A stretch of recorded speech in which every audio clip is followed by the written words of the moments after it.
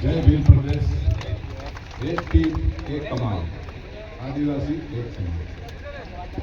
जब आदिवासी एक समान है तो सारे जनप्रतिनिधि भी एक समान ही होने चाहिए। आप क्यों कांग्रेस, बीजेपी, पता नहीं हाथी वाला बाबा उनके चक्कर में क्यों रहते हैं? अभी पिछले 25 वर्ष से हम लोग दिन रात मेहनत करके बांसवाड़ा, डूंगरपुर, उदयपुर, ये सारा एक भील लैंड है। आप इसे भील प्रदेश, हम आपके साथ है, बनाओ। कोई भी राज्य अगर छोटा होता है तो उसका विकास बड़ा होता है। जब राज्य बहुत बड़ा हो जाता है तो उसमें गरीब तबके की कोई नहीं सुनता, सारा माल अमीर खा जाता है। गरीब अपनी जगह पे गरीब और गरीब होता जाता है और अमीर होता जाता है। देश में एक नारा लगा था, विकास।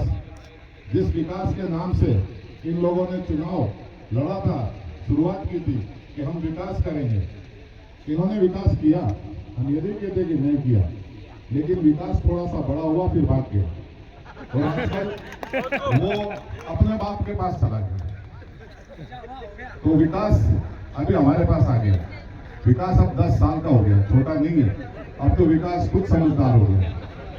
तो अब विकास का विकास बात करेगा, समझ गए? और एक आपने अभी 2-3 दिन पहले शायद आप सोशल मीडिया पे बड़े एक्टिव, आजकल हर बच्चा उसके पास चाहे घर में अनाज है नहीं है, मोबाइल जरूर है, मोबाइल में नेट जरूर है। तो आजकल एक्टिव, हर बच्चा एक्टिव मोड पे रहता है। अभी मोदी जी 4-5 दिन पहले बांसवाड़ा में आए थे, तो हमारा उधर वागड़ में एक कहावत है कि और खेड़ा माते हमारा फिरवा आई जाए शायद। तो हम लोग 20 तारीख से सब टेंशन में थे, सारी हमारी टीम, क्योंकि हम बहुत मेहनत कर रहे थे और हमको मालूम था कि मोदी जी कुछ ऐसा करके जाएंगे कि शायद हमें 21 तारीख की रात से दोबारा फिर से डबल मेहनत करनी पड़ेगी। लेकिन मोदी जी इतना अच्छा काम करके गए कि हमारी मेहनत बिल्कुल वहीं रोक दी। लोग अपने आप हमारे साथ फोन कर करके कि आप किधर हो, हम आपके साथ आ रहे हैं, आप किधर हो, हम आपके साथ आ रहे हैं। खास करके मुस्लिम समाज जो मालवीय जी के बंधन में उनके साथ जुड़ा हुआ था, जब मोदी जी उनको सरेआम गालियां देके चले गए तो, और साथ में मालवीय साहब भी थोड़े जोश में आ गए। उनकी भाषा नहीं है, मैं बचपन से उनके साथ रहा हूँ, उनकी भाषा नहीं है, लेकिन उस दिन वो बोल गए। आजकल तो छोटे जुगनू समझते आप? हाँ, अब वो सूरज को रोशनी दिखाने लगे, ऐसा काम हो गया।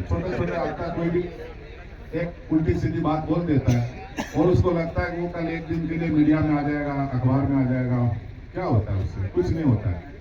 तो मोदी जी ने एक बात बोली जो मोदी जी ही बोल सकते, हम और आप में से कोई नहीं बोल सकता, कोई गली का गुंडा भी नहीं बोल सकता। उन्होंने बोला कि आदिवासी बहन बेटियों की चांदी की रकमें पहनते भी, वो मुसलमान ले लेंगे आपसे और दूसरे संसाधन ले लेंगे। जब मोदी जी एक तरफ तो बोलते हैं कि मैं मेरे जनजाति भाई बहनों आपको 5 साल के लिए और 5 किलो गेहूं दूंगा, जिस समाज को आप 5 किलो गेहूं बांटने की बात करते हो उनसे मुसलमान क्या ले लेंगे? वो 5 किलो गेहूं तो हम लेंगे नहीं आपसे। अब इतना बड़ा आदमी अगर ये कहता है तो बहुत अफसोस की बात होती है। उनको बोलना चाहिए था कि मैं अगली बार ऐसे काम करूंगा कि आप सारे लोग मारुति एल्टो या ब्रेजा या स्कॉर्पियो में घूमोगे। मैं अगली बार जब आऊंगा तो आप लोग पैदल नहीं आओगे कई किलोमीटर, आप स्कॉर्पियो में आओगे, आप थार में आओगे। वो नहीं बोलते, वो बोलते मैं आपको 5 साल के लिए और अनाज दूंगा। अनाज तो हम पकाते, तुम्हें शर्म आनी चाहिए। अनाज हम पकाते, तुम हमें क्या दोगे? हम तो पूरे हिंदुस्तान को खिला रहे हैं और तुम हमें दोगे। तो इस तरह की बातें करके गए, वो माइनस में चले गए। उन्होंने खुद बेड़ा गर्क किया और उन्होंने हमारे वहां, हमने दूसरे दिन का भाई मोदी जी हमारा लेना है तो अपन हम तो फिर नहीं किया। वो उल्टा चला के चले गए। तो अभी हमारे वहां की ये हालत है कि आप 4 जून को देख लोगे रिजल्ट। हम बड़ी बात नहीं बोलते, लेकिन वो भारी बहुमत से जीतने वाले हैं। तो आप भी यहाँ पूरी तैयारी करो बालू सिंह जी के लिए। दिन रात मेहनत करनी पड़ेगी आपको, क्योंकि हम लोग तो सिर्फ मेहनत ही कर सकते हैं। उनके पास तो देखो सारे संसाधन है, देश के सारे संसाधनों पे उनका कब्जा, सब कुछ उनका। वो साम दाम दंड भेद सब अपनाते हैं। जिसको डराना पड़े उसको डराते भी हैं, जिसको धमकाना पड़े उसे धमका लेते हैं, जिसको कोई चीज देके समझाना पड़े उसको समझा देते हैं, जिसको नोट नजर आता है वो नोट भी, यानी वो हर तरह का काम करते हैं। मुझे भी डरा किसी ने कि भाई ऐसा करते हैं, तो मैंने कहा भाई डरने वाली कौन नहीं है, हम पठान हैं, हम हल्दी घाटी में अकबर महान कुछ कहते, हम तो नहीं कहते। हमने तो अकबर को उस वक्त भी भगा दिया था। आप मुगलों की बात करते, हमें मुगलों के साथ जोड़ के रखते थे। मुगलों को अगर किसी ने भगाया था तो वो पठान थे। 1540 में हमने हुमायूं को भगा दिया था, तो 1554 में आपकी वजह से वापस आया वो। हमने तो आते ही भगा दिया था, हमने नहीं जमने दिया था। तो मैंने कहा हम हल्दी घाटी में नहीं डरे तो दुनिया की कोई जगह नहीं जहां हम डर जाएंगे, आप टेंशन नहीं मत। और एक बात याद रखना, कान खोल के सुन लेना कि डरने वाले को दुनिया डराती है, जो डराने के लिए घर से निकलता है उससे ये दुनिया डरती है, याद रखना। जिसकी लाठी उसकी भैंस। तो अभी लाठी हमारे पास है तो भैंस भी हमारी। तो आप लोग बस हमारे बालू सिंह जी को भारी बहुमत से जिता दो। और हमने बांसवाड़ा में भी यही कहा था कि जीत तो हम जाएंगे, लेकिन जीत ऐसी चाहिए कि इतिहास बने। दोबारा उम्मीदवार आने से पहले सोचे कि भाई हम इस पार्टी के सामने, एक तो नाम गलत रख लिया, लोगों को बहुत चुभता है बाप, किस पार्टी से जुड़ गए बाप। तो मैंने कहा एक बार हम आ जाएंगे फिर हम भी थोड़े सुधर जाएंगे, कुछ और रख लेंगे, कोई बात नहीं। अभी तो क्योंकि आप अभी हमारी बात मानने वाले नहीं, जब तक बाप नहीं बनेंगे आपने सुनने वाले का आप लोग। तो अभी तो हम बाप बन के सुनाएंगे, सुधारेंगे। जब आप सुधर जाओगे तो फिर हम दादा बन जाएंगे, कोई टेंशन नहीं, ठीक है। तो आप लोग दो जबरदस्त वोटिंग करो, बच्चे को जागरूक करो, घर घर जाओ। खास करके हमारी माताओं बहनों को, आजकल नौजवान तो सारा बिल्कुल एक्टिव है। हमारे बांसवाड़ा डूंगरपुर में भी यही हाल था, उदयपुर में, कि हमारे जो लड़के थे नौजवान थे वो बिल्कुल एक्टिव थे, लेकिन माताओं बहनों को थोड़ी सी तकलीफ थी। वो पुराने जमाने के ख्यालात थे कि हमने सारी जिंदगी हाथ पे वोट दिया, कोई कहता हमने फूल पे वोट दिया, तो वो फूल भी मुरझा गया।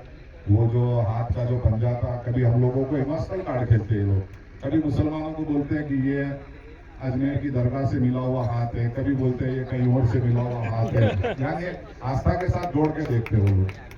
तो हमने हमारे सब मुसलमान भाइयों को समझाया कि ये हाथ न अजमेर का है न अली का है, ये खूनी पंजा है जिसने हमारा गला दबा के हमारा सारा खून नोच लिया, इसने चूस लिया।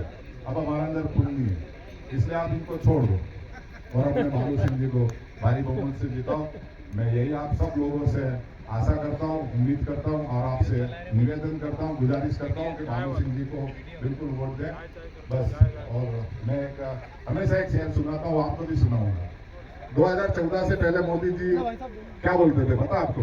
कि मैं चाय बेचता था, बहुत गरीब आदमी था, बड़नगर रेलवे स्टेशन पे बहुत चाय बेची मैंने। तो मैंने देखा आज तक एक आदमी ऐसा हिंदुस्तान में नहीं मिला जिसने मोदी जी का हाथ की चाय पी। फिर उसके बाद 2014 का इलेक्शन जीत गए। जैसे ही जीत गए वो चाय छोड़ के गाय गाय करने लगे। ठीक है, बुरा मत मानना, आपकी आस्था हो सकती है, हम भी प्यार करते हैं, ऐसी कोई बात नहीं है। तो मैंने फिर 4 लाइनें बोली उनको कि चाय चाय करते थे, चाय चाय करते थे, अब गाय गाय करते हैं। चाय चाय करते थे, अब गाय गाय करते हैं। जब से जागे हैं दलित सारे, जब से जागे हैं दलित सारे, अब हाय हाय करते हैं। करते थे और 4 जून को नतीजा रहा ना, तो दिल्ली तुम्हें 4 जून को बाय बाय करते हैं। जय जोहार, जय भील प्रदेश। एक तीर एक कमान, आदिवासी एक समान। बहुत बहुत धन्यवाद।